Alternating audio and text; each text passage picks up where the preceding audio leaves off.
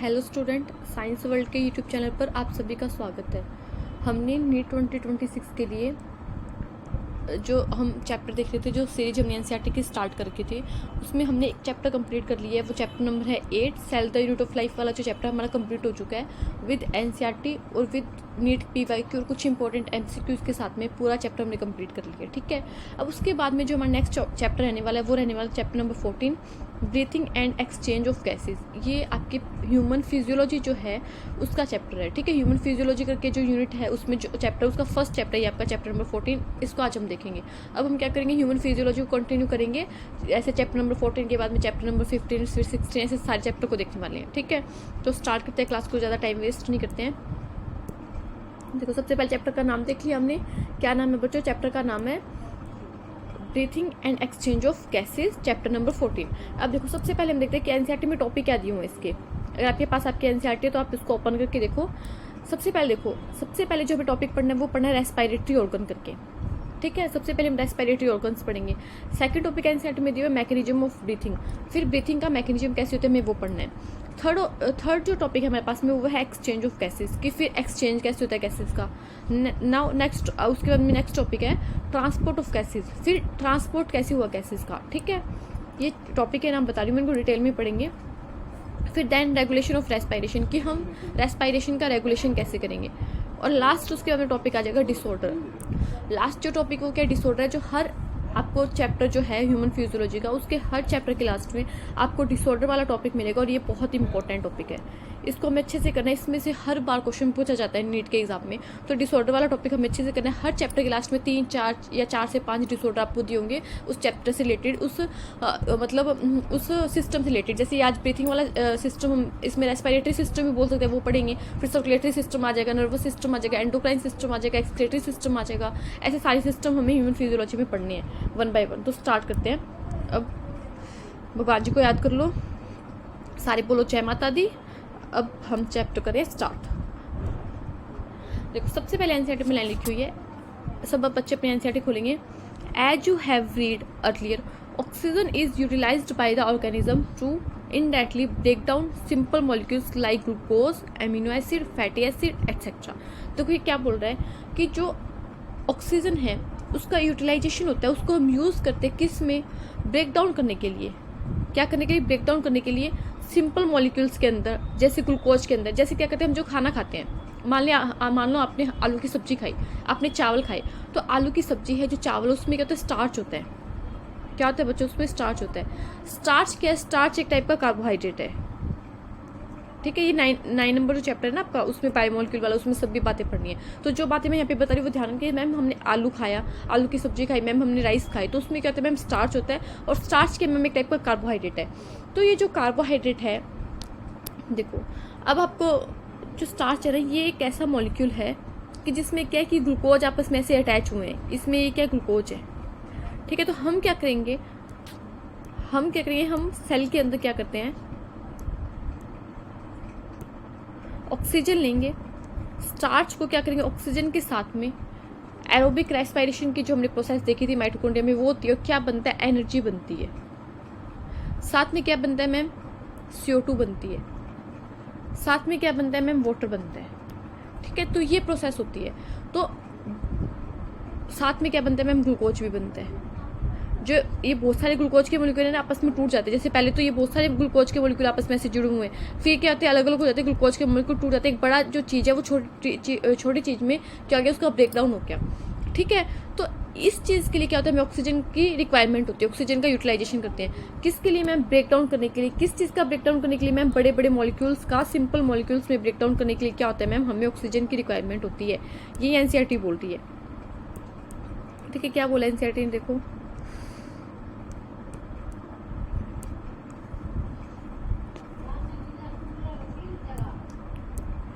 क्या बोला एनसीईआरटी ने, as you have read earlier, oxygen is utilized by organism to indirectly break down simple molecules like glucose, amino acid, fatty acid etcetera. कि हम oxygen को use करते हैं, oxygen का यूटिलाइजेशन करते हैं किस में मैम? हम बड़े मॉलिक्यूल को सिंपल मॉलिक्यूल में तोड़ने के लिए, लाइक ग्लूकोज में तोड़ने के लिए, फैटी एसिड में तोड़ने के लिए, एमिनो एसिड में तोड़ने के लिए। ठीक है ma'am, to derive energy to perform various activity. हम ये क्यों करते हैं कि जिससे हमें एनर्जी मिले और जिससे हम क्या कर सके, हमारी वेरियस एक्टिविटी को कर सके। ठीक है, उसके बाद में क्या होता है, carbon dioxide which is harmful is also release during the above catabolic reactions. देखो अभी मैंने देखा ना कि कार्बन डाइऑक्साइड रिलीज होती है, देखो वो इक्वेशन थोड़ी सी मैंने गलत लिख दी। सब क्या होता है, ग्लूकोज जो होता है, अभी मैंने देखा कि जो ग्लूकोज है उसको जब हम क्या करते हैं ऑक्सीजन के साथ में बर्न करते हैं तो क्या बनता है, CO2 बनता है बच्चों, H2O बनता है, और क्या बनती है, एनर्जी बनती है, जो किसकी फॉर्म में होती है बच्चों, ATP की फॉर्म में होती है। ये इस प्रोसेस को बोलते हैं एरोबिक रेस्पिरेशन। एरोबिक क्यों बोला मैम, क्योंकि ऑक्सीजन की प्रेजेंस में हो रहा है। ठीक है, तो क्या हो गया, अब एनसीईआरटी भी ये लाइन बोल रही है कि हमने जब ब्रेक डाउन किया मॉलिक्यूल्स का तो साथ साथ में तो क्या मिला, हमें एनर्जी मिली। ठीक है, साथ साथ में तुम्हें क्या मिला, एनर्जी मिली। एनर्जी क्या काम आ गई, वेरियस फंक्शन को परफॉर्म करने के लिए काम आ गई। साथ में क्या हुआ, हमने कार्बन डाइऑक्साइड को भी बाहर निकाला जो क्या हमारे लिए हार्मफुल है।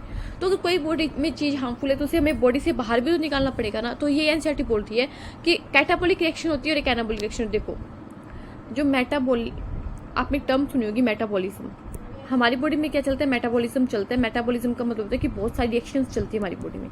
मेटाबॉलिज्म में दो रिएक्शन होती है, एक तो होती है कैटाबॉलिक रिएक्शन, एक होती है एनाबॉलिक रिएक्शन। एनाबॉलिक रिएक्शन, देखो कैटाबॉलिक रिएक्शन का मतलब होता है कि कोई बड़ी चीज है वो टूट रही है, छोटे छोटे चीजें बना रही है, इसका मतलब होता है कैटाबॉलिक रिएक्शन। एनाबॉलिक रिएक्शन का मतलब कि मैम छोटे छोटे सबस्टांस मिलकर कोई बड़ी चीज बना रहे हैं।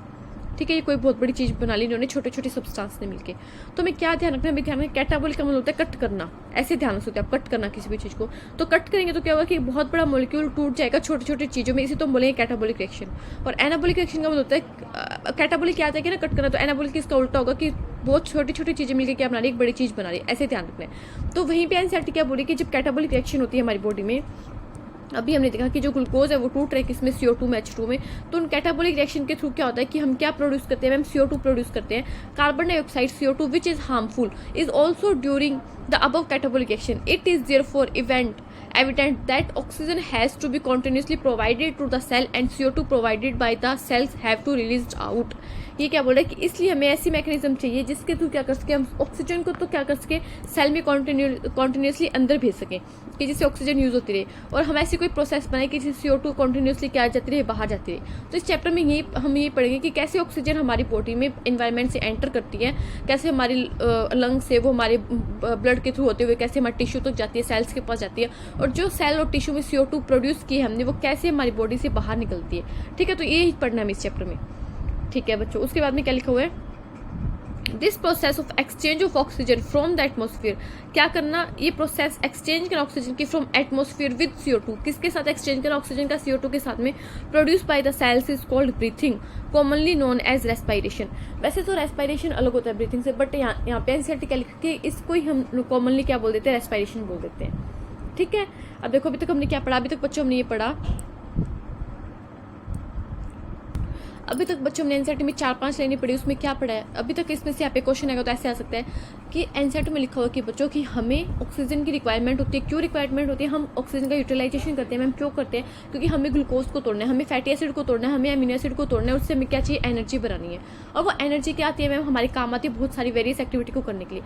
जब मैंने ग्लूकोज को ऑक्सीजन के साथ तोड़ा, ऑक्सीजन की प्रेजेंस में जब मैंने ग्लूकोज को तोड़ा तो CO2 बना, H2 बना, एनर्जी बनी। ठीक है मैम, एनर्जी हमारे काम आ रही है, हम उसको काम में ले लेंगे काम करने के लिए।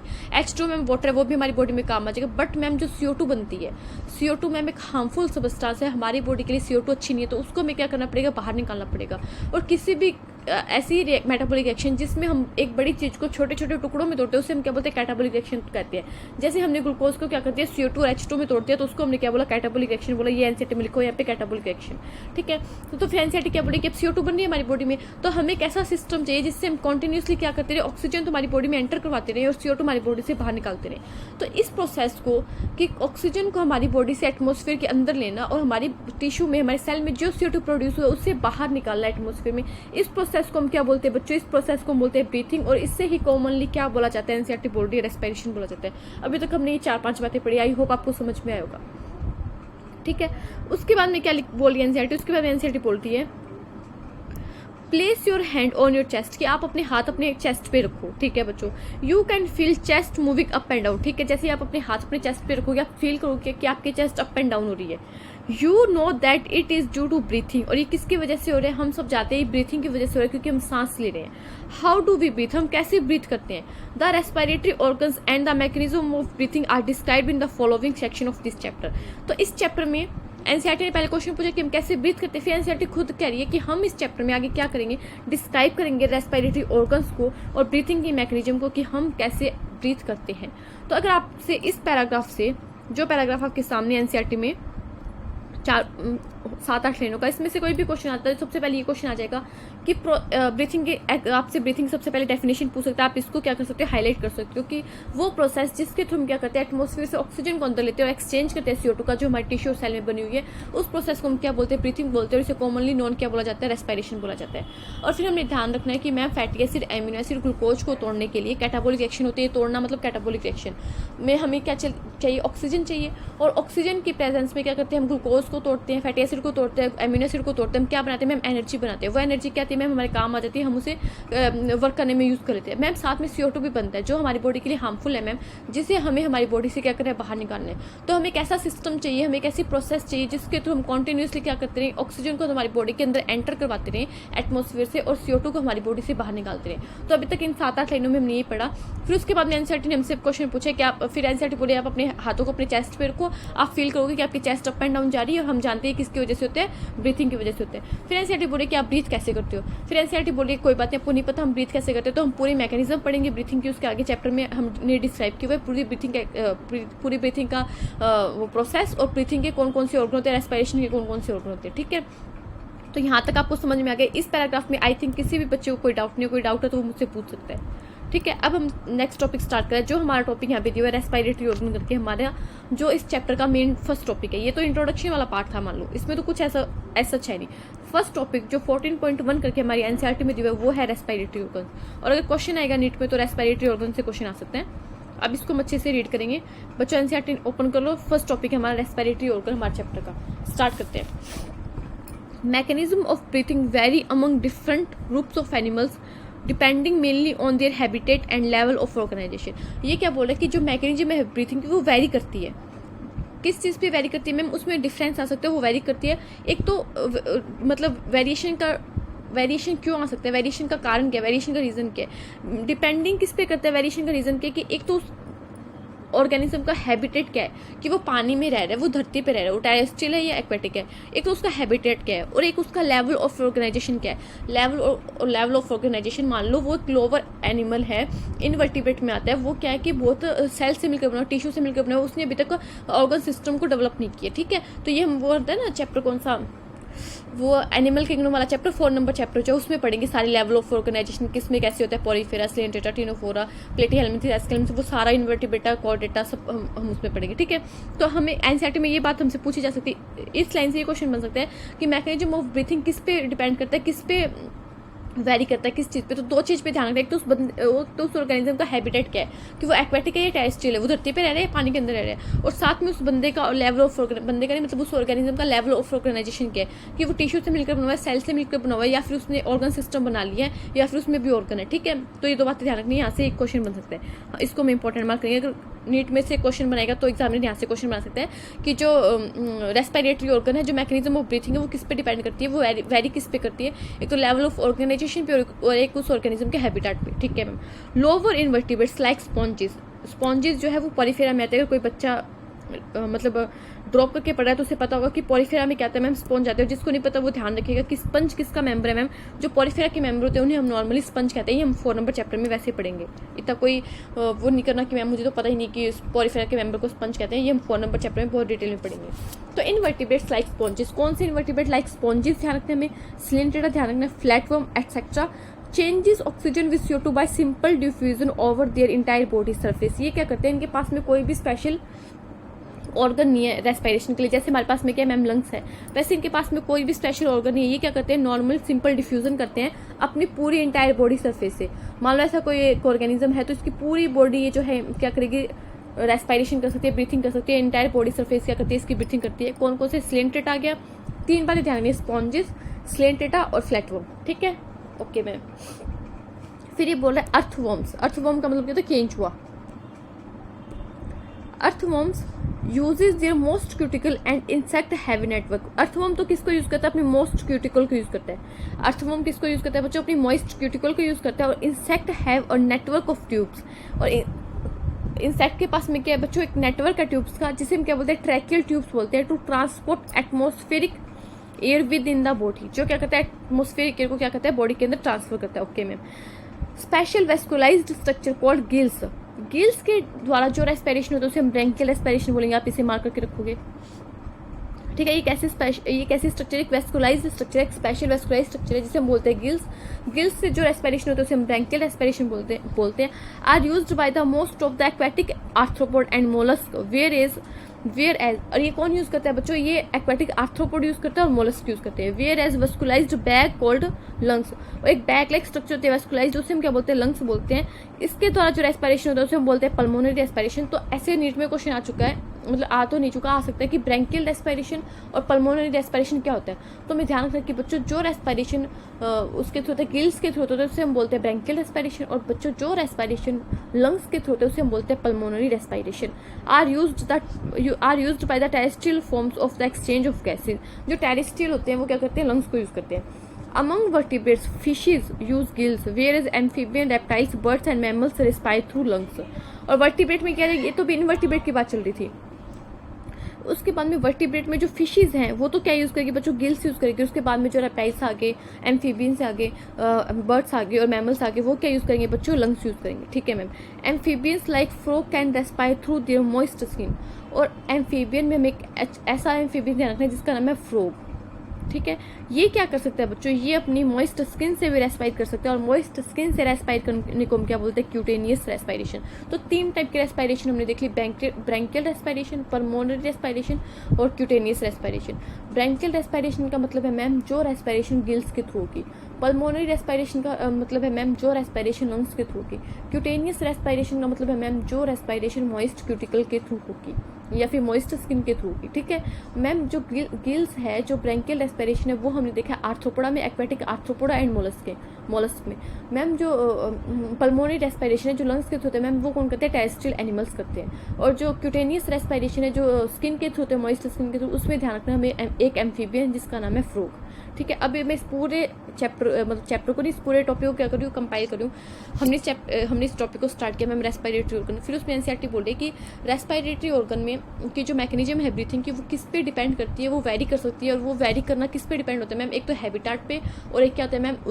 उस ऑर्गेनिज्म का लेवल ऑफ ऑर्गेनाइजेशन क्या है। ठीक है, उसके बाद में एनसीईआरटी बोल रही है कि जो लोअर इनवर्टिब्रेट्स है, लाइक स्पॉन्जेस हो गया, सिलेंटेट हो गया, फ्लैटवर्म हो गया, ये क्या करते हैं? अपनी पूरी इंटायर स्किन से क्या करते हैं? सिंपल डिफ्यूजन के थ्रू क्या करते हैं? ऑक्सीजन और CO2 का क्या करते हैं? एक्सचेंज करते हैं। उसके बाद में एनसीईआरटी क्या बोली? उसके बाद में एनसीईआरटी नाम दिया अर्थवर्म का।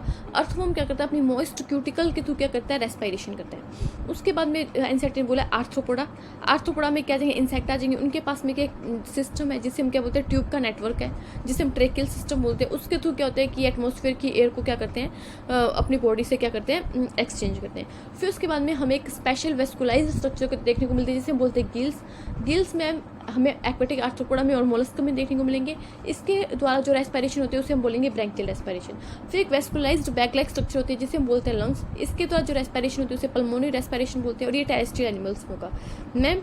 उसके बाद में क्या आ जाएगा? उसके बाद में हम वर्टिब्रेट में चले जाएंगे। वर्टिब्रेट में फिशेस तो करेंगे मैम गिल से। उसके बाद में जो एम्फीबियन आ गया, रेप्टाइल आ गया, बर्ड्स आ गया, मैमल्स आ गया, ये सारे करेंगे मैम लंग्स से। और एक बात और ध्यान रखनी है, एनसीईआरटी ने स्पेशल बोला एक एम्फीबियन लाइक फ्रॉग, ये क्या कर सकता है? अपनी मॉइस्ट स्किन के थ्रू भी क्या कर सकता है? रेस्पिरेशन कर सकता है, जिसे हम क्या बोलेंगे? जिसे हम बोलेंगे क्यूटेनियस रेस्पिरेशन। आई होप आपको समझ में आएगा। 3-4 बातें ध्यान रखनी है, brachial respiration, cutaneous respiration, pulmonary respiration, एक स्पॉन्जेस, फ्लैटवर्म और स्लेंटेड पूरी स्किन के इंटायर स्किन के थ्रू वो सिंपल डिफ्यूजन से करते हैं। फिर एक अर्थवर्म है जो मॉइस्ट क्यूटिकल से करता है, जो इंसेक्ट है उसमें ट्रेकियल सिस्टम मिलता है। फिर वो तीनों रेस्पिरेशन आ जाएंगी, और फिशेस गिल से करेगी, और एम्फीबियन, रेप्टाइल्स, बर्ड्स और मैमल्स सारी लंग्स से करेंगे। और एक एम्फीबियन फ्रॉग क्या कर सकता है? अपनी मॉइस्ट स्किन से भी कर सकते हैं, जिससे क्यूटेनियस रेस्पिरेशन मिलेंगे। आई होप आपको इसमें कोई भी डाउट नहीं है। अगर इसमें से कोई भी क्वेश्चन आता है तो बच्चों आप रोंग नहीं करोगे, सारे क्वेश्चन सही करके आओगे अगर इस पैराग्राफ में से एग्जामिनर कोई क्वेश्चन बनाता है नीट में। ठीक है, अब नेक्स्ट टॉपिक देखते हैं। ये यहाँ पे खत्म होता है। ये जो पेज है एनसीईआरटी का, एक पेज हमने एनसीईआरटी का रीड कर लिया। आप देख सकते हो अपनी एनसीईआरटी में फर्स्ट जो टॉपिक है वो रीड हो चुका है हमारा। फर्स्ट टॉपिक नहीं, फर्स्ट पेज। अब आता है नेक्स्ट पेज। अब आप अपनी एनसीईआरटी खोलोगे, नेक्स्ट पेज देखोगे, उस पर क्या लिखा हुआ है, रेस्पिरेटरी ऑर्गन करके हमारा कंप्लीट हो गया। इस चैप्टर में हमें जो पढ़ना है, हमें पढ़ना है ह्यूमन का रेस्पिरेटरी सिस्टम। किसका रेस्पिरेटरी सिस्टम पढ़ना है? हमें ह्यूमन का रेस्पिरेटरी सिस्टम पढ़ना है, क्योंकि मैंने बोला था हम ह्यूमन फिजियोलॉजी रीड करेंगे, तो ह्यूमन का रेस्पिरेटरी सिस्टम हम पढ़ेंगे। ठीक है बच्चों, ध्यान, कोई ज़्यादा हार्ड नहीं है, बहुत ईजी है, जो हम सब कुछ जानते ही हैं हमारी बॉडी में क्या क्या, बस उसे एक बार रीड करने हैं। स्टार्ट करते हैं, सारे बोलो जय माता दी, भगवान को याद करो, स्टार्ट करो। देखो, we have a pair of external nostrils opening out above the upper lips. देखो हमारे पास में क्या, दो नाक के छेद हैं, ठीक है, एक्सटर्नल नॉस्ट्रिल्स हैं, ठीक है, दो नाक के छेद हैं, और ये कहाँ है, जो हमारा अपर लिप है उसके ऊपर है, अबव द अपर लिप्स। ठीक है मैम, ये तो हमें पता ही कि दो नाक के छेद हैं जिन्हें एक्सटर्नल नॉस्ट्रिल्स बोलते हैं, और ये कहाँ है मैम, जो हमारा अपर लिप है, जो हमारा ऊपर वाले होठ है उसके ऊपर है, अबव द अपर लिप है। ठीक है ma'am, it leads to the nasal chamber through the nasal passage. ये जो दोनों नाक के छेद हैं, जो हमारे एक्सटर्नल नॉस्ट्रिल्स है, वो कहाँ आगे जाके कहाँ खुलते हैं, कहाँ लीड करते हैं, आगे जाके नेजल चैम्बर में लीड करते हैं, किसके थ्रू, नेजल पासेस के थ्रू। ठीक है ma'am, the nasal chamber opens into the pharynx. फिर जो हमारी नेजल चैम्बर है किस में खुलता है मैम, ये हमारा नेजल चैम्बर खुलता है फेरिंग्स में। ठीक है ma'am, A portion of which is common passes for food and air. देखो आपको डायग्राम बना के समझा देती हूँ, वैसे मेरी हैंड राइटिंग इतनी अच्छी है तो डायग्राम आई थिंक बना ही हुआ उसमें। देखो इस पर पूरा नहीं बना हुआ ना, देखो मान लो ये कोई इंसान है, ठीक है, ये कोई इंसान है, ये उसकी आईज हो गई, ये उसके ऐसे आईज है, ये उसका ऐसे नोज है, और ये उसका कैसे माउथ है। ठीक है, तो ये तो हो गया माउथ, ये हो गया एक्सटर्नल नॉस्ट्रिल्स, यहाँ पे छेद होगा नाक का, एक्सटर्नल नॉस्ट्रिल्स। ठीक है, फिर ये एक्सटर्नल नॉस्ट्रिल्स, ये जो हमारी नाक है वो आगे खुलेगी, बहुत बड़ी नाक बना दी मैंने, ऐसे तो किसी की नाक ना हो, थोड़ा सा यहाँ से इरेज करने तो बंदे का आगे हाथ पैर भी तो होगा ना। देखो डायग्राम में थोड़ा सा तंगी है मेरा। अब देखो ये आगे जाता है, ये जो यहाँ पे पार्ट है ये तो हो गया नेजल चैम्बर। क्या हो गया बच्चों, नेजल चैम्बर। ये नेजल चैम्बर आगे जाके खुलता है फेरिंग्स में।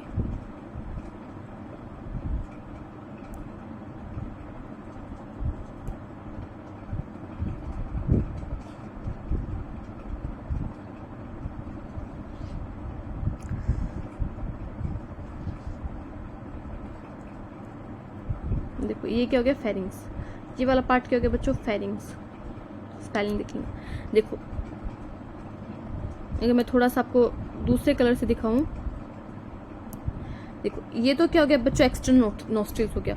उसके बाद में एक्सटर्नल नॉस्ट्रिल्स किस में खुलेगा बच्चों, नेजल चैम्बर में खुलेगा।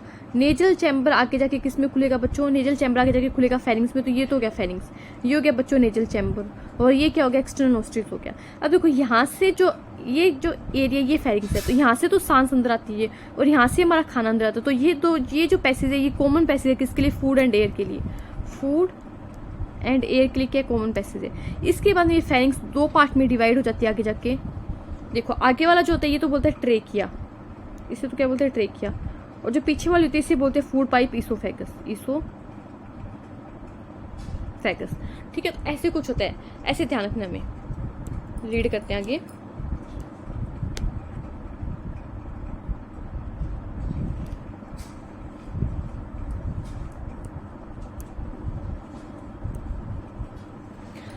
We have a pair of external nostrils opening out above the upper lips, जिसकी ओपनिंग है हमारी अपर लिप्स पे है। It leads to a nasal chamber, जो आगे किसको लीड करता है, नेजल चैम्बर को लीड करता है through nasal passage. The nasal chamber opens into the pharynx. Nasal chamber किस में ओपन करता है बच्चों, फेरिंग्स में ओपन करता है।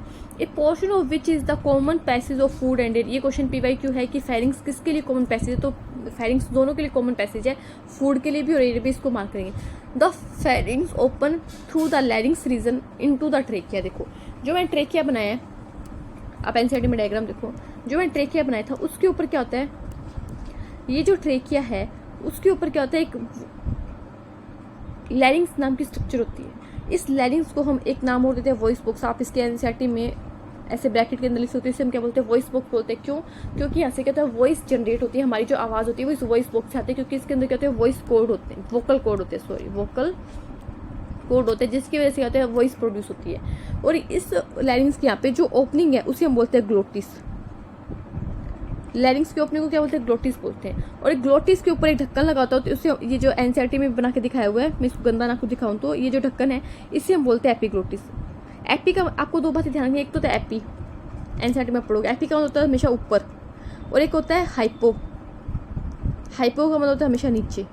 ठीक है, ये बातें हमें कुछ ऐसे बायो में टर्म्स होती है जो इनका मतलब फिक्स ही रहता है कि एपी का मतलब कहीं पे भी आएगा तो एपिकोटाइल, हाइपोकोटाइल आप पढ़ोगे सीड में, तो ये एपी का मतलब क्या होता है ऊपर और हाइपो का मतलब क्या होता है नीचे। तो एपिग्लोटिस में यानी ग्लोटिस के ऊपर क्या एक ढक्कन है जिसे हम क्या बोलेंगे एपिग्लोटिस बोलेंगे। ठीक है, और वॉइस बॉक्स की जो ओपनिंग है उसे हम क्या बोलते हैं ग्लोटिस बोलते हैं। और ये ढक्कन क्यों है बच्चों, क्योंकि हमें पता है आगे तो ट्रे आएगी, पीछे यहाँ से क्या जाएगी फूड पाइप जाएगी, तो खाना कहीं जो खाना आ रहा है वो कहीं इसके अंदर ना चला जाए। इसको प्रिवेंट करने के लिए क्या होता है कि हमने अपने हमारी वॉइस बॉक्स के ऊपर एक ढक्कन लगाया होता है जिसे हम बोलते हैं एपिग्लोटिस, जिससे कि खाना जो है हमारी विंड पाइप में हमारी ट्रेकिया के अंदर ना चला जाए। ठीक है, अभी तक ध्यान रखना। अभी तक हमने क्या पढ़ा कि दो नेजल बाहर के एक्सटर्नल नोस्ट्रिल्स हैं, नाक के छेद हैं जो नेजल चैम्बर में खुलेंगे, किसके थ्रू, नेजल पैसेज के थ्रू। उसके बाद में क्या आ जाएगा फेरिंग्स आ जाएगा। फेरिंग्स ये कॉमन पाथ है फूड एंड एयर का। फेरिंग्स आगे जाके किस में खुलेगा, वॉइस बॉक्स में खुलेगा, जिसे हम क्या बोलते हैं लैरिंग्स बोलते हैं। लैरिंग्स की जो ओपनिंग उसे ग्लोटिस बोलते हैं। ग्लोटिस के ऊपर ढक्कन लगाओ जिसे एपिग्लोटिस बोलते हैं। और लैरिंग्स के नीचे क्या आ जाएगा, लैरिंग्स के नीचे आ जाएगा ट्रेकिया। ठीक है बच्चों, अभी तक हमने इतना पढ़ा है। देखो, a portion of which is common passage for food and air, the pharynx opens through the larynx region into the trachea. Larynx region के थ्रू क्या करता है, जो फेरिंग्स है वो ट्रेकिया में ओपन करता है। लैरिंग्स इज द कार्टिलेजिनस बॉक्स। लैरिंग्स मैंने बताया कार्टिलेजिनस बॉक्स है which helps is sound produce. किस में हेल्प करता है, साउंड प्रोडक्शन में हेल्प करता है। Hence called the sound box, इसलिए हम इसे क्या बोलते हैं साउंड बॉक्स भी बोलते हैं। और ये क्वेश्चन नीट में आ सकता है कि लैरिंग्स कैसा बॉक्स है, तो मैं ध्यान दें कार्टिलेजिनस बॉक्स है, कार्टिलेजिनस से बना हुआ बॉक्स है। During swallowing glottis can be covered by, glottis हमने बताया ग्लोटिस क्या है, जो ओपनिंग है लैरिंग्स की उसे हम क्या बोलते हैं ग्लोटिस बोलते हैं। ड्यूरिंग स्वॉल्विंग जब हम खाना निकलते हैं, glottis can be covered by a thin elastic cartilaginous flap called epiglottis to prevent the entry of food into the larynx. जब हम खाने को स्वेल्विंग करते हैं तो उस टाइम ग्लोटिस को कवर करने के लिए क्या होता है, हमारे पास में एक फ्लैप होता है जिसे हम एपिग्लोटिस बोलते हैं, एक ढक्कन होता है। और ये किससे मिलकर बना हुआ बच्चों, ये इलास्टिक कार्टिलेजिनस से मिलकर बना हुआ है। इलास्टिक कार्टिलेज से मिलकर बना हुआ क्या एक फ्लैप है जो क्या करता है प्रिवेंट करता है एंट्री किसकी एंट्री, फूड की एंट्री कहाँ पे, लैरिंग्स में ना चला जाए। ठीक है, कि खाना फूड पाइप में जाने की जगह हमारी विंड पाइप में ना चला जाए, तो इसके लिए एक ढक्कन है जिसका नाम एपिग्लोटिस है, जो किसके ऊपर लैरिंग्स जो वॉइस बॉक्स है उसकी ओपनिंग ग्लोटिस के ऊपर है, जो किससे मिलकर बना हुआ है, इलास्टिक कार्टिलेज से मिलकर बना हुआ है। ठीक है बच्चों, ये क्वेश्चन पीवाई के पूछा गया कि वॉइस बॉक्स पे जो ढक्कन लगा होता है एपिग्लोटिस वो किससे मिलकर बना हुआ है, वो इलास्टिन कार्टिलेज से मिलकर बना हुआ है। ट्रेकिया, उसके बाद में ट्रेकिया स्टार्ट हो गया, अब हम ट्रेकिया को पढ़ेंगे। Trachea is a straight tube, trachea का एक स्ट्रेट ट्यूब है extending up to the mid thoracic cavity which divided at the level of fifth thoracic vertebra into the right and left bronchi. देखो, हमारी जो पीछे रीढ़ की हड्डी होती है, ठीक है, जो हमारी पीछे रीढ़ की हड्डी है, जो हमारी वर्टिब्रा 26 वर्टिब्रा, वो क्या होती है 5 पार्ट में डिवाइड होती है। सबसे पहले क्या आता है सर्विक्स वर्टिब्रा आती है, फिर थोरेसिक आती है, फिर लंबर आती है, फिर सैक्रम आती है, फिर कोकैक्स आती है। तो जो हमें ध्यान रखना है, हम पढ़ेंगे आगे चैप्टर जो आएगा मूवमेंट एंड लोकोमोशन, उसमें जो थोरेसिक वर्टिब्रा होती है वो हमारी कितनी होती है 12 होती है। उसमें से 5वीं थोरेसिक वर्टिब्रा पे क्या होता है कि जो हमारी ट्रेकिया है वो डिवाइड हो जाती है किसमें, right and left primary bronchi में। ठीक है, मैं आपको डायग्राम में दिखाऊं तो ये रहा, ये जो डिवाइडेशन हुआ है, ये कहाँ हुआ है, eight the level of fifth thoracic vertebra. ये पूछा जा सकता है कि कौन से वर्टिब्रा पे ये डिवाइडेशन हो, थोरेसिक वर्टिब्रा पे, at the fifth thoracic vertebra पे क्या होगी, डिवाइड हो गई। किसमें, एक तो राइट में चला गया, एक लेफ्ट में चला गया, किसमें, ब्रोंकाई में। एक तो आएगा ब्रोंकाई, एक आएगा ब्रोंक्यूल्स, दो चीजें ध्यान रखनी है। ठीक है, एक तो देखो, एक तो जैसे ब्रोंक्यूल है और एक ब्रोंकस है। ब्रोंकस और ब्रोंकाई एक ही बात है, ठीक है, और ब्रोंक्यूल्स अलग है। ओके मैम, किस में टूट गया, at the level of fifth thoracic vertebra right और लेफ्ट प्राइमरी ब्रोंकाई में टूट गया। अभी primary bronchi, each bronchi undergoes repeated division to form the secondary and tertiary bronchi. पहले प्राइमरी ब्रोंकाई में टूटा है, सही, प्राइमरी ब्रोंकाई की, फिर ये प्राइमरी ब्रोंकाई आगे किस में टूटेगी, सेकेंडरी ब्रोंकाई में, फिर ये सेकेंडरी ब्रोंकाई आगे किस में टूटेगी, टर्शियरी ब्रोंकाई में। ये तो होगी टर्शियरी ब्रोंकाई, ये होगी सेकेंडरी ब्रोंकाई और ये होगी प्राइमरी ब्रोंकाई। ठीक है, ऐसे डिवाइडेशन होता है। ठीक है मैम, ऐसे ही यहाँ पे हो जाएगा, यहाँ पे जगह नहीं है तो बना नहीं रही हूँ। ठीक है, and bronchioles ending up tertiary bronchi and bronchioles ending up in very thin terminal bronchioles। अभी tertiary bronchi में टूट के फिर आगे वापस टूटेगी, इसे हम बोलेंगे initial bronchioles, initial ब्रोंक्यूल्स। देखो आपको पेज पे बना के दिखाऊं तो सबसे पहले क्या होता है, ट्रेकिया होता है। ये है बच्चों trachea. Eight the level of 5th thoracic vertebra, thoracic vertebra ये प्राइमरी ब्रोंकाई में टूट जाती है, राइट और लेफ्ट। ये होगी प्राइमरी ब्रोंकाई, ठीक है। फिर ये प्राइमरी ब्रोंकाई आगे टूट जाएगी सेकेंडरी ब्रोंकाई में। ये क्या बन गई, सेकेंडरी ब्रोंकाई। फिर सेकेंडरी ब्रोंकाई आगे जाके टूट जाएगी ऐसे टर्शरी ब्रोंकाई में। ये क्या बन गई, टर्शरी ब्रोंकाई। फिर ये टर्शरी ब्रोंकाई आगे जाके और टूट जाएगी किसमें, इनिशियल ब्रोंक्यूल्स में, इनिशियल ब्रोंक्यूल्स में।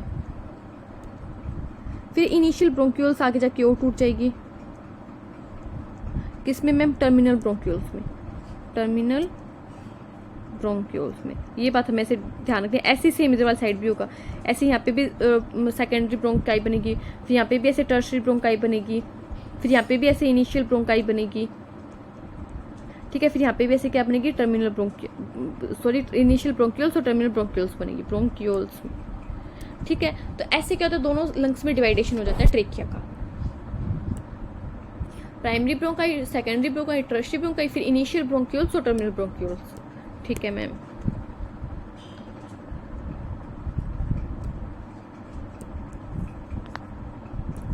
देखो फिर कहाँ पे लास्ट में, कहाँ पे टूट गई, लास्ट में जो डिवाइडेशन हुआ वो कहाँ पे हुआ है, वो हुआ है टर्मिनल ब्रोंक्यूल्स में। The trachea primary, secondary and tertiary bronchi and initial bronchioles are supported by incomplete cartilaginous rings. देखो कहाँ कहाँ पे देखने को मिलेंगे, प्राइमरी में भी देखने को मिलेंगे, सेकेंडरी में भी, टर्शरी में। जो ब्रोंकाई है उसमें तो तीनों में, और इनिशियल ब्रोंक्यूल्स में क्या देखने को मिलेंगे, इनकम्प्लीट कार्टिलेजिनस रिंग। देखो डायग्राम में दिखाती हूँ मैं आपको।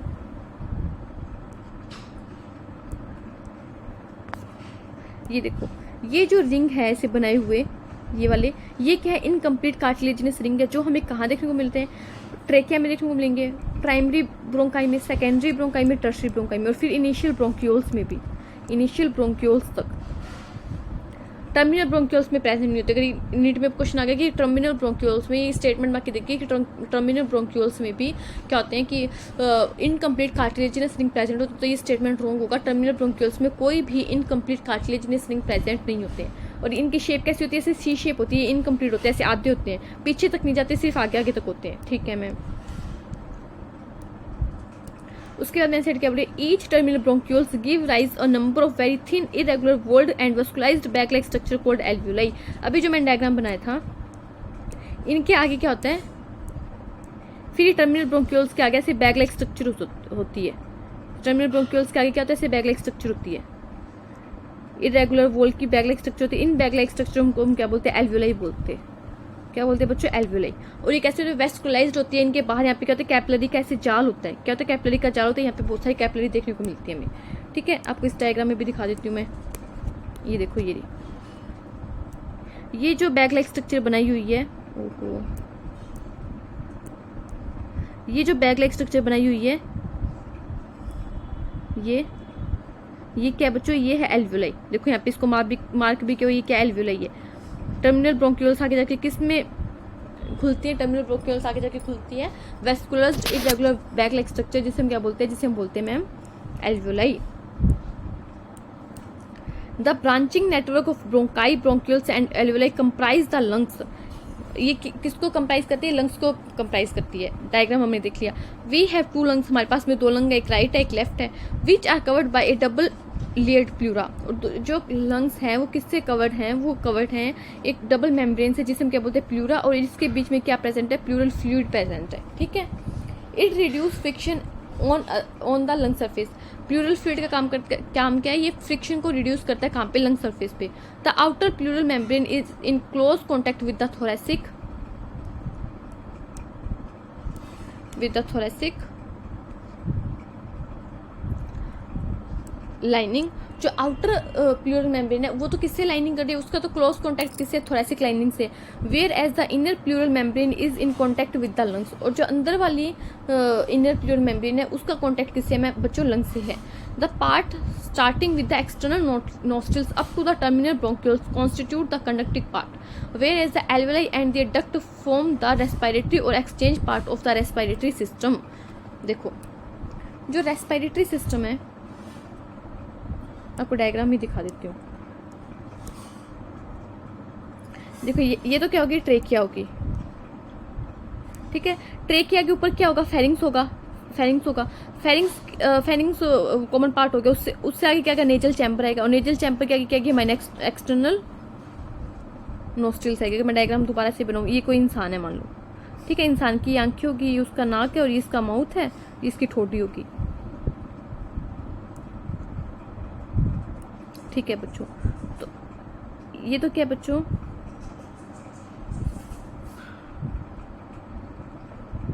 ये तो क्या नेजल चैम्बर,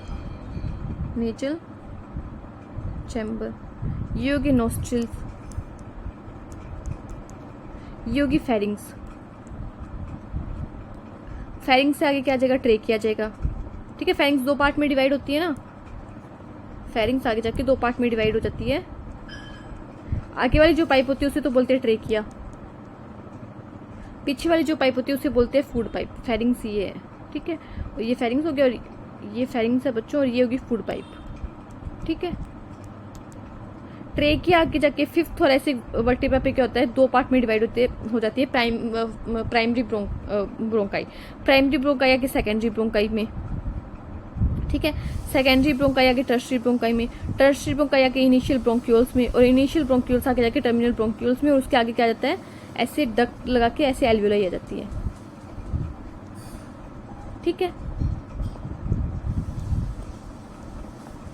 तो नोस्ट्रिल से लेके टर्मिनल ब्रोंक्यूल्स तक का जो पार्ट है वो तो क्या कंडक्टिंग जोन है, उसे तो हम क्या बोलेंगे, कंडक्टिंग जोन बोलेंगे. और जो एल्वियोलाई है और उसकी डक्ट है, इसे हम क्या बोलेंगे, रेस्पिरेटरी जोन बोलेंगे. देखो जो रेस्पिरेटरी सिस्टम है, इसके 2 पार्ट हो गए. एक तो हो गया कंडक्टिंग पार्ट,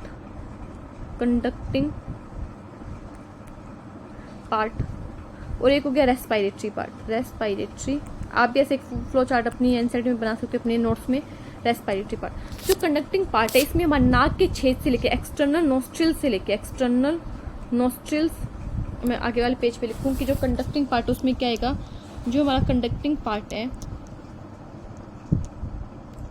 उसमें हमारे एक्सटर्नल नोस्ट्रिल्स, जो हमारे बाहर नाक के छेद हैं, external nostrils to terminal bronchioles, जो हमने भी टर्मिनल ब्रोंक्यूल्स बनाई है, वहां तक का जो सारा पार्ट है, टर्मिनल ब्रोंक्यूल्स, वहां तक का जो सारा पार्ट है वो किस में थे, कंडक्टिंग पार्ट में थे. वही जो रेस्पिरेटरी पार्ट है, रेस्पिरेटरी जो हमारा पार्ट है, उसमें क्या था बच्चों, एक तो एल्वियोलाई और एक एल्वियोलाई की डक्ट. ये तो क्या होगी, एल्वियोलर डक्ट, और ये होगी एल्वियोलाई. ये दोनों किस में आते हैं, ये आते हैं रेस्पिरेटरी पार्ट में. जो एक्चुअल में गैसेस का डिफ्यूजन होगा वो यहीं पे होगा. एक्चुअल में जो गैसेस का एक्सचेंज होता है वो यहीं पे होता है. जो कंडक्टिंग पार्ट है, मैम उसका काम क्या, उसका काम एनसीईआरटी में दिया हुआ है. वो क्या करता है, एयर को ह्यूमिफाई करता है. एयर में जो कोई फॉरेन पार्टिकल है उसे ट्रैप करके उसे मार देता है. एयर का टेम्परेचर जो हमारी बॉडी टेम्परेचर पे लेके, मान लो हम थार के मरुस्थल में बैठे हैं, डेजर्ट में बैठे हैं राजस्थान में, वहाँ का टेम्परेचर 50 डिग्री सेंटीग्रेड है.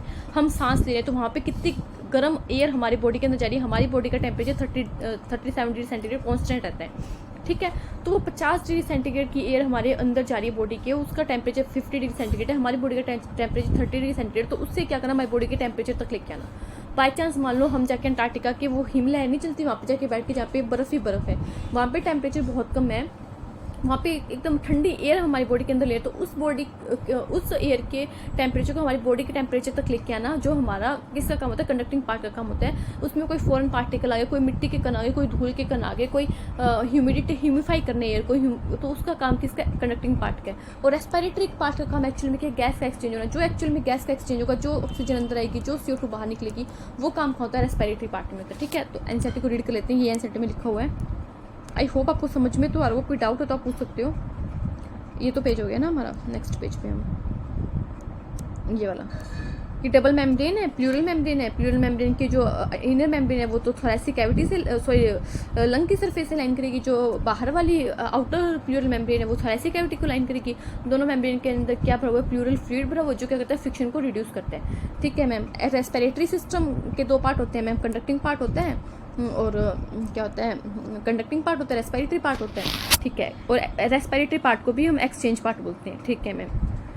The conducting part transport the atmospheric air to alveoli. Conducting part का काम क्या है, एल्वियोलाई तक एयर को ट्रांसपोर्ट करना। क्लियर्स इट फॉरेन पार्टिकल्स से क्लियर करना, ह्यूमिडिफाई करना and also bring the air to body temperature. Humidify करना, बॉडी टेम्परेचर तक एयर को लेकर आना, फॉरेन पार्टिकल को रिमूव करना और एयर को ट्रांसपोर्ट करना कहाँ तक, एल्वियोलाई तक। ये सारे काम किसके, कंडक्टिंग पार्ट के हैं। Exchange part is the site of actual diffusion. Exchange part या फिर रेस्पिरेटरी पार्ट वो वाला पार्ट है जहाँ पे एक्चुअल में क्या होता है, डिफ्यूजन होता है गैसेज का, oxygen and CO2 between blood and atmospheric air. कहाँ पे डिफ्यूजन होता है, ब्लड के अंदर, क्योंकि मैंने बताया था कि जो एल्वियोलाई है वो एक उसके बाहर ऐसे कैपिलरी का जाल होता है। तो एल्वियोलाई और ब्लड के अंदर एक्चुअल में क्या होता है, यहाँ पे क्या होता है, एक्सचेंज होता है किसका, ऑक्सीजन और CO2 का। ठीक है मैम। उसके बाद में क्या लिखा हुआ है, उसके बाद में लिखा हुआ है the lungs are situated in the thoracic chamber which is the anatomically and air tight chamber. देखो अगर मैं हमारे ये ट्रेकिया हो गई, ठीक है बच्चों, ये क्या ट्रेकिया है, ट्रेकिया ने दो क्या कर लिया, पार्ट में डिवाइड कर लिया, और बाहर के लंग है हमारे। तो ये लंग एक क्या होते हैं,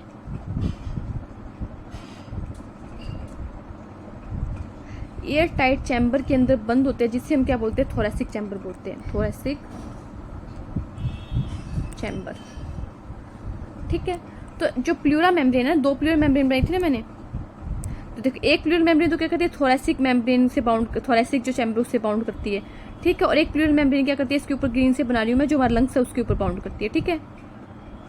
एक जो प्लूरल मेम्ब्रेन है बच्चों,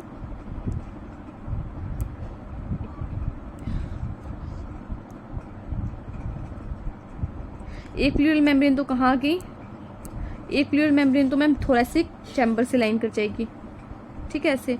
और एक प्लूरल मेम्ब्रेन मैम हमारे लंग्स से लाइन कर जाएगी, जो इनर वाली है वो लंग्स से और जो आउटर वाली है वो थोरेसिक चैम्बर से। और ये जो थोरेसिक चैम्बर है कैसा चैम्बर है बच्चों, एयर टाइट चैम्बर है। एयर टाइट चैम्बर मतलब इससे ना तो एयर बाहर जा सकती है ना एयर अंदर जा सकती है। तो फिर आप बोलोगे कि मैम हम रेस्पिरेशन कैसे करते हैं, एयर कैसे बाहर अंदर जाती है, वो हम जो उसकी ब्रीथिंग के मैकेनिज्म है ना उसमें देखेंगे। ठीक है। तो इतनी बात समझ में आ गई कि जो थोरेसिक चैम्बर है वो क्या है बच्चों, एक एयर टाइट चैम्बर है। ठीक है।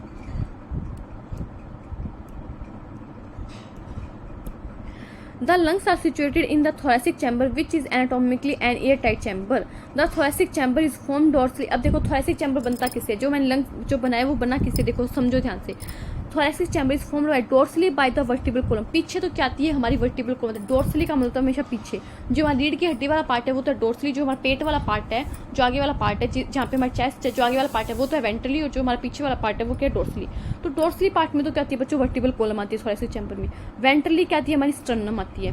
और लेटरल साइड में, साइड लेटरल का मतलब है साइड में क्या आती है, हमारी रिब्स आती है। And on the lower side dome shape diaphragm, और लोअर साइड में क्या था, डायफ्राम। देखो कैसे बनेगा, नीचे तो आ जाएगा डायफ्राम। ठीक है। आगे आ जाएगी स्टर्नम। ठीक है। पीछे क्या आ जाएगा, वर्टिबल कॉलम। पीछे क्या है, वर्टिबल कॉलम। और साइड में लेटरली किससे ये होता है, रिब्स से। ऐसी रिब्स उधर वाली साइड भी होगी, तो क्या बन गया, एक टाइट चैम्बर बन गया ना। इमेजिन करो साइड में तो आपने क्या लगा दी, रिब्स बना दी, ऐसे वो नहीं बनता पिंजरा सा, आपने देखो कंकाल में जो पिंजरा बना हुआ दिखाई देता है वही होता है कि साइड से, तो पीछे से क्या होता है, देखो कैसे बनते हैं एयर टाइट चैम्बर। देखो ये तो है वर्टिबल कॉलम। ठीक है। ये वर्टिबल कॉलम, ये स्टर्नम है। तो क्या होता है कि वर्टिबल कॉलम से आके ऐसे वर्टिबल कॉलम से रिब्स आगे क्या कर लेती है, स्टर्नम से ऐसे अटैच कर लेती है। ठीक है। और नीचे हमने क्या लगा दिया, डोम शेप वो लगा दिया, डायफ्राम लगा दिया। तो लोअर साइड में तो क्या डोम शेप डायफ्राम है। वेंट्रली क्या स्टर्नम, डोर्सली क्या मैम थोरेसिक वर्टिब्रा, और लैटरली क्या मैम, लैटरली है रिब्स। ये मिलके क्या बनाते हैं मैम, हमारा थोरेसिक चैम्बर थोरेसिक चैम्बर बनाते हैं, जो एक एनाटोमिकली एयर टाइट चैम्बर है। इसके अंदर क्या मैम, हमारी लंग्स सिचुएटेड है। ठीक है बच्चों। The anatomically setup of lungs is thoracic is such that any change in the volume of that thoracic cavity will be reflected in the lung pulmonary cavity। ये क्या बोल रहे हैं कि हमने एक ऐसा सेटअप तैयार किया है कि जिसकी वजह से क्या होता है कि कोई भी चेंज आता है जो thoracic कैविटी में वॉल्यूम में, वो किस पे इफेक्ट पड़ता है, उसका इफेक्ट पड़ता है हमारे लंग्स पे। ठीक है। Such an arrangement is essential for breathing. इस टाइप का अरेंजमेंट किसके लिए एसेंशियल है बच्चों? हमारी ब्रीथिंग के लिए एसेंशियल है। As we can not directly alter the pulmonary volume. हम हमारे लंग्स के वॉल्यूम को डायरेक्टली अल्टर नहीं कर सकते। क्या नहीं कर सकते? हमारा जो ये लंग है, इसके अंदर ये जो है ये लंग्स, इसको हम डायरेक्टली इसके वॉल्यूम को चेंज नहीं कर सकते। बट हमारी जो थोरेसिक कैविटी का जो है ना वॉल्यूम, हम हमारी थोरेसिक कैविटी के वॉल्यूम को चेंज कर सकते हैं। हम हमारे लंग्स के वॉल्यूम को डायरेक्टली चेंज नहीं कर सकते। अब ये बात आपको ध्यान में एनसीईआरटी में लिखी हुई है। इसलिए हमने इस टाइप का सेटअप तैयार किया है कि हम क्या करें, हमारे थोरेसिक कैविटी के वॉल्यूम को चेंज करें, जिसकी वजह से क्या हो कि हमारे लंग्स का वॉल्यूम भी चेंज हो। ठीक है, इसलिए तो हमने एक आउटर प्लूरल मेम्ब्रेन को तो किसके साथ रख दिया, थोरेसिक कैविटी के साथ रख दिया, एक इनर प्लूरल मेम्ब्रेन को लंग्स के साथ रख दिया। तो ये जब ये इनमें खिंचाव आएगा तो क्या होगा, लंग्स भी खिंचेगा। जब ये थोरेसिक कैविटी खिंचेगी तो लंग्स भी खिंचेगा, जिसकी वजह से क्या हो जाएगा, हमारी जो वॉल्यूम है वो इंक्रीज हो जाएगा। ठीक है, ठीक है बच्चों। अब देखो, अब नेक्स्ट टॉपिक है हमारा respiration involves the following step. Respiration में कौन कौन से स्टेप फॉलो होते हैं? तो 5 स्टेप हमें ध्यान रखने हैं। सबसे पहले तो क्या, ब्रीथिंग और पल्मोनरी वेंटिलेशन। ब्रीथिंग को ही हम पल्मोनरी वेंटिलेशन बोलते हैं, ये बात आपको ध्यान रखनी है। Breathing and pulmonary ventilation by which atmospheric air is drawn in and CO2 rich alveolar air is released out. क्या होता है कि इसमें जो हमारी ये हमने एल्वुलाई बनाई थी, इसमें क्या होता है कि ब्रीथिंग में तो ऑक्सीजन रिच एयर तो अंदर करेगी और CO2 रिच एयर जो है वो बाहर जाएगी। ठीक है, ये तो क्या हो गया, ब्रीथिंग और पल्मोनरी वेंटिलेशन का फर्स्ट स्टेप हो गया। फिर उसके बाद में क्या हो गया, diffusion of gases oxygen and CO2 across alveolar membrane. फिर यहाँ पे क्या होगी, हमारी ब्लड वेसल होगी। ठीक है, तो एल्वुलाई के अंदर आएगी, फिर हमारी ब्लड वेसल्स के अंदर ऐसे ही क्या होगा, ऑक्सीजन और CO2 का ट्रांसफर होगा। फिर इस ब्लड वेसल्स के थ्रू पूरी बॉडी में क्या होगा, ट्रांसपोर्ट होगा हमारे ऑक्सीजन का। ठीक है, transport of gases by the blood. फिर उसके बाद में ये ट्रांसपोर्ट हो गया, ऐसे आगे यहाँ पे टिश्यू है, टिश्यू के अंदर यहाँ पे क्या होगा, ऑक्सीजन और CO2 का ट्रांसफर होगा। ऑक्सीजन अंदर जाएगी और CO2 क्या होगी, हमारी बॉडी से बाहर आएगी। Diffusion of oxygen and CO2 between blood and tissue. Blood and tissue के अंदर क्या हो गया, डिफ्यूजन हो गया ऑक्सीजन और CO2 का। उसके बाद में क्या कि CO2 हमारी ऑक्सीजन हमारी बॉडी के अंदर आ गई, सेल्स के अंदर आ गई, टिश्यू के अंदर आ गई। तो हमने क्या कर लिया, इसका यूटिलाइजेशन कर लिया। हमने क्या कर लिया, ग्लूकोज के साथ में ऑक्सीजन को यूज करके हमने क्या कर लिया, CO2 वापस से बना ली, जिसको हम बाहर भेज देंगे। इसे हम क्या बोलते हैं, इसे हम सेलुलर रेस्पिरेशन बोलते हैं, जो हमने चैप्टर नंबर 12 में हम अच्छे से रीड करेंगे। ठीक है, तो ये 5 स्टेप थे। सबसे पहले क्या हुआ, एल्वुलाई के अंदर गैस का एक्सचेंज हुआ, जिसे ब्रीथिंग और पल्मोनरी वेंटिलेशन बोला। फिर उसके बाद में ब्लड वेसल और एल्वुलर मेम्ब्रेन के बीच में डिफ्यूजन हुआ। उसके बाद में क्या हुआ मैम, इस ब्लड ने ट्रांसपोर्ट कर दिए पूरी गैसेज को हमारी पूरी बॉडी के अंदर। फिर जैसे ही बॉडी ट्रांसपोर्ट किया, तो जैसे हमारे टिश्यू के पास पहुंची, तो टिश्यू और ब्लड वेसल्स के बीच में क्या हो गया, डिफ्यूजन हो गया ऑक्सीजन और CO2 का। फिर जो ऑक्सीजन आई है उसका सेल ने क्या कर लिया, यूटिलाइजेशन कर लिया, जिसे हमने सेलुलर रेस्पिरेशन बोला, जो हम चैप्टर नंबर 12 में पढ़ेंगे। देखो, अभी तक हमने इस चैप्टर में क्या पढ़ा, 2 पेज हमने एनसीईआरटी के रीड नहीं किए पूरे 2 पेज भी रीड नहीं हुए। मैकेनिज्म 2 पेज तो हो गया, आई थिंक 3rd पेज था ना, ये 3rd पेज में मैकेनिज्म ऑफ ब्रीथिंग रहेगी। अब मैं फटाफट से क्या कर रही हूँ, इसको रिकैप कर रही हूँ जो हमने पढ़ा। 5-10 मिनट लगेंगे। सबसे पहले जैसे मैंने एनसीईआरटी ओपन किया, एनसीईआरटी में एक बात लिखी हुई है कि हम ऑक्सीजन का यूटिलाइजेशन करते हैं। क्यों बच्चों, हमें कैटाबोलिक रिएक्शन, जैसे कैटाबोलिक रिएक्शन क्या होता है कि किसी बड़े मॉलिक्यूल को छोटे मॉलिक्यूल में तोड़ना। हमने ग्लूकोज को तोड़ने के लिए, अमीनो एसिड को तोड़ने के लिए, फैटी एसिड को तोड़ने के लिए ऑक्सीजन की रिक्वायरमेंट होती है। जब हम इनको तोड़ते हैं तो एनर्जी निकलती है, उसको तो हम काम में ले लेते हैं, हमारा काम करने के लिए, हमारा वर्क करने के लिए।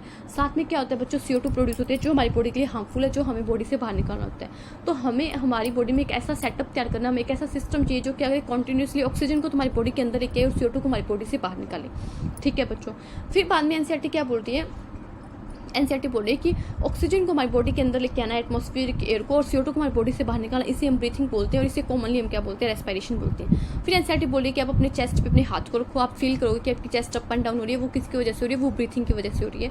फिर एनसीईआरटी बोलते हैं कि आप ब्रीथ कैसे करते हो। फिर एनसीईआरटी बोल रही है कोई बात नहीं, आपको पता नहीं, तो हम पूरी ब्रीथिंग की मैकेनिज्म और पूरे रेस्पिरेटरी ऑर्गन को इस चैप्टर में आगे डिस्कस करने वाले हैं। इतनी बात वो इंट्रोडक्शन हमारे पैराग्राफ में थी। उसके बाद में आते हैं रेस्पिरेटरी ऑर्गन।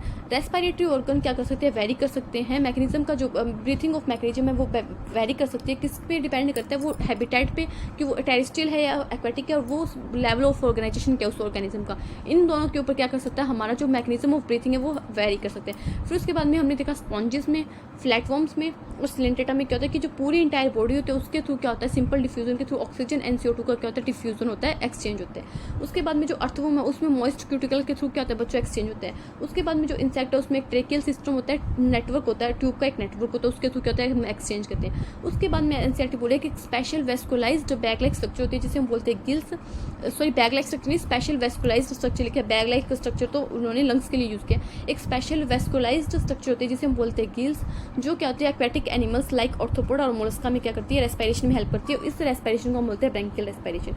फिर एक वेस्कुलर बैग लाइक स्ट्रक्चर होती है, वेस्कुलर बैग लाइक स्ट्रक्चर होती है जिसे हम बोलते हैं लंग्स, जो क्या करता है टेरेस्ट्रियल एनिमल्स में क्या करता है, ब्रीथिंग में हेल्प करता है, उसे हम बोलते हैं पल्मोनरी रेस्पिरेशन। फिर एनसीईआरटी बोल रही है कि जो हाई, फिर एनसीईआरटी क्या बोल रही है, फिर एनसीईआरटी बोल रही है कि जो हाई वर्टिब्रेट्स हैं, हाई वर्टिब्रेट्स जो हैं उसमें जो फिशेज है वो तो गिल्स के थ्रू करती है। उसके बाद में एम्फीबियंस, रेप्टाइल्स, बर्ड्स और मैमल्स क्या करते हैं, लंग्स के थ्रू करते हैं। उसके बाद में एक एम्फीबिया, स्पेशल टाइप का एम्फीबिया जिसमें बोल रहे फ्रॉग बोले हैं, वो क्या करता है स्किन के थ्रू भी रेस्पिरेशन कर सकता है, मॉइस्ट स्किन के थ्रू, जिससे हम बोलेंगे क्यूटेनियस रेस्पिरेशन। यहाँ तक हमने रेस्पिरेटरी ऑर्गन कंप्लीट कर लिया एनसीईआरटी का फर्स्ट टॉपिक। यहाँ तक अब बच्चों को कोई भी दिक्कत नहीं होनी चाहिए, जैसे मैं बोल रही हूँ वैसे आपको भी आंख बंद करके बोलना है, ठीक है मैम। हम बोलेंगे इस लेक्चर के बाद, प्रॉमिस करो कि आप ऐसे ही आंख बंद करके पूरे लेक्चर के बाद में खुद से बोलोगे एनसीईआरटी की, और फिर एक बार एनसीईआरटी को रीड करोगे, कोई टॉपिक, कोई मतलब कोई भी वर्ड, कोई भी लाइन रहना क्यों। फिर उसके बाद में हमने देखा कि हमारा रेस्पिरेटरी सिस्टम क्या है, ह्यूमन का रेस्पिरेटरी सिस्टम। फिर एनसीईआरटी बोले कि ह्यूमन का जो रेस्पिरेटरी सिस्टम है एक्सटर्नल नोस्ट्रिल्स, बाहर जो नाक के छेद है जो हमारे अपर लिप के ऊपर है वहाँ से स्टार्ट होता है, जो नेजल चैम्बर में जाके खुलते हैं नेजल पासेस के थ्रू। नेजल चैम्बर में किसके थ्रू खुलते हैं, नेजल पासेस के थ्रू। उसके बाद में क्या आता है बच्चों, उसके बाद में फेरिंग्स आता है जो कॉमन पैसेज किसके लिए, फूड एंड एयर के लिए। जो फेरिंग्स है वो आगे जाके वॉइस बॉक्स के थ्रू ट्रेकिया में खुलता है। वॉइस बॉक्स की जो ओपनिंग उसे ग्लोटिस बोलते हैं। ग्लोटिस के ऊपर एक फ्लैप ढक्कन लगा हुआ है इलास्टिन कार्टिलेज से मिलकर बना हुआ है, जिसे हम क्या बोलते हैं, एपिग्लोटिस बोलते हैं, जो क्या करता है प्रिवेंट करता है फूड की एंट्री को ट्रेकिया के अंदर ना हो, ठीक है मैम। फिर ट्रेकिया जो है eight the level of 5th thoracic vertebrae left और राइट लंग्स में डिवाइड हो जाती है, जिसे हम बोलते हैं प्राइमरी ब्रोंकाई। फिर ये प्राइमरी ब्रोंकाई आगे जाके सेकेंडरी ब्रोंकाई में, फिर आगे जाके टर्शरी ब्रोंकाई में, फिर इनिशियल ब्रोंक्यूल्स में और लास्ट में टर्मिनल ब्रोंक्यूल्स में डिवाइड हो जाती है। जो हमारा ट्रेकिया है, ट्रेकिया से लेके हमारे इनिशियल ब्रोंक्यूल्स तक हमें इनकम्प्लीट कार्टिलेजिनस रिंग देखने को मिलते हैं, जो क्या करते हैं सपोर्ट करते हैं कि जैसे ही हम लंग्स से बाहर एयर को निकालें तो हमारी ट्रेकिया पिचक ना जाए, उसके लिए कोलैप्स होने से बचाते हैं, ठीक है मैम। टर्मिनल ब्रोंक्यूल्स में हमें कोई भी इनकम्प्लीट कार्टिलेजिनस रिंग नहीं देखने को मिलते। टर्मिनल ब्रोंक्यूल के आगे क्या होता है, एक इरेगुलर वॉल्ड होती है, बैग लाइक स्ट्रक्चर होती है जिसे हम बोलते हैं एल्वियोलाई, ठीक है मैम। और ये एल्वियोलाई क्या है, मेन एरिया है, मेन हम बोलते हैं साइट है किसके लिए, केस एक्सचेंज के लिए, ठीक है बच्चों। इतनी बात हमने ध्यान रखनी है। फिर उसके बाद में एनसीईआरटी क्या बोलती है, फिर एनसीईआरटी बोलती है कि जो, अब इसके बाद एनसीईआरटी ने क्या बोला था, एक मिनट रुको थोड़ा सा देखने दो। आप बोलो कि मैम आपको याद नहीं है तो हम तो याद कहाँ से करेंगे बच्चों, थोड़ा सा कि कोई लाइन रह ना जाए, ठीक है।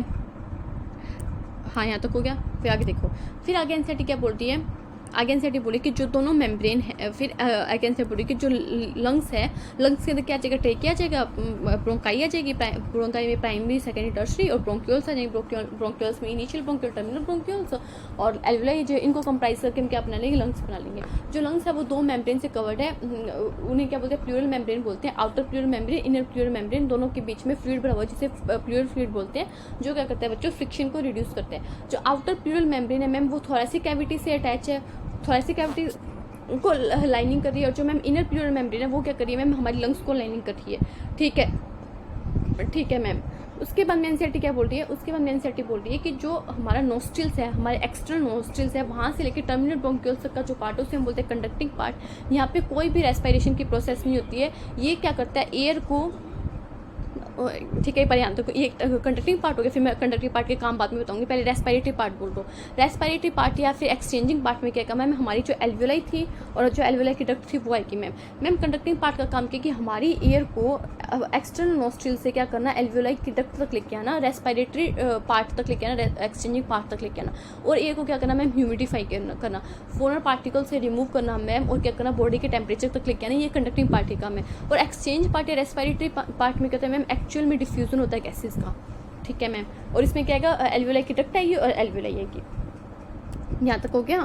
फिर उसके बाद में आई थिंक 5 स्टेप भी थे और कुछ नहीं था, एक बार मुझे देख लेने तो। अच्छा, फिर थोरेसिक चैम्बर रह गया बताने वाला, ठीक है बच्चों, याद रखो गया। फिर उसके बाद में क्या हो रहा है कि जो हमारा लंग है वो एक air tight, anatomically air tight thoracic chamber में हमने बंद किया हुआ है। थोरेसिक चैम्बर किससे मिलकर बनेगा मैम? वेंट्रली तो क्या आएगा, स्टर्नम आएगा, डोर्सली क्या आएगा मैम, हमारी थोरेसिक वर्टिब्रा आएगी, लेटरली क्या आएगी मैम, हमारी रिब्स आएगी, और लोअर में क्या आएगा मैम, डोम शेप डायफ्राम आएगा। ये सब मिलकर मैम क्या बनाएंगे, एक air tight, anatomically air tight chamber बनाएंगे जिसके अंदर हमारे लंग्स है। फिर एनसीईआरटी एक लाइन स्पेशल लिखी कि हम हमारे लंग्स के वॉल्यूम को अल्टरनेट डायरेक्टली नहीं कर सकते हैं, हम थोरेसिक चैम्बर की हेल्प से क्या करते हैं बच्चों, हमारे लंग्स के वॉल्यूम को चेंज करते हैं। उसके बाद में रेस्पिरेशन के स्टेप जो है, सबसे पहले ब्रीथिंग या पल्मोनरी वेंटिलेशन बोला हुआ है, जिसमें क्या होता है एल्वियोलाई और एटमॉस्फेरिक एयर के अंदर क्या होता है, एक्सचेंज होता है गैसेज का, CO2 ऑक्सीजन का। फिर क्या होता है कि एल्वियोलाई और ब्लड के अंदर एक्सचेंज होगा। फिर जैसे ही ब्लड के अंदर ऑक्सीजन आ गई, गैसेज आ गई, वो फिर पूरी बॉडी के अंदर क्या होगा, उसका ट्रांसपोर्ट होगा। ट्रांसपोर्ट होने के बाद में वो ट्रांसपोर्ट कहाँ जाएगी मैम, सेल और टिश्यू के पास जाएगी। सेल और टिश्यू यानी सेल या टिश्यू और ब्लड के अंदर क्या होगा मैम, फिर उसके बाद में डिफ्यूजन होगा, ऑक्सीजन और CO2 का। फिर जब मैम ऑक्सीजन सेल या टिश्यू के पास पहुंच गई, फिर वो सेल क्या करेगी, ऑक्सीजन का यूटिलाइजेशन करेगी, जिसे हम सेलुलर रेस्पिरेशन बोलेंगे। ये हम 12 नंबर चैप्टर में पूरी डिटेल में पढ़ेंगे। आई थिंक आपको कोई डाउट नहीं होगा। मैंने अपनी पूरा 100% देने की कोशिश की कि आपको अच्छे समझ में आए। नहीं आए तो आप बता सकते हो कि मैम ये वाली बात अपने अच्छे से नहीं समझाई, तो मैं वो वापस अगले लेक्चर में समझाने की कोशिश करूँगी। Thank you. वीडियो अच्छी लगे तो लाइक शेयर सब्सक्राइब करो चैनल को, वीडियो को लाइक कर दो, कोई कमेंट है तो बताओ। हमेशा ऐसे अपना फेस ऐसे रखो, हंसते रहो, मुस्कुराते रहो, पढ़ते रहो, फिजिक्स केमिस्ट्री को भी अच्छे से पढ़ो। Thank you.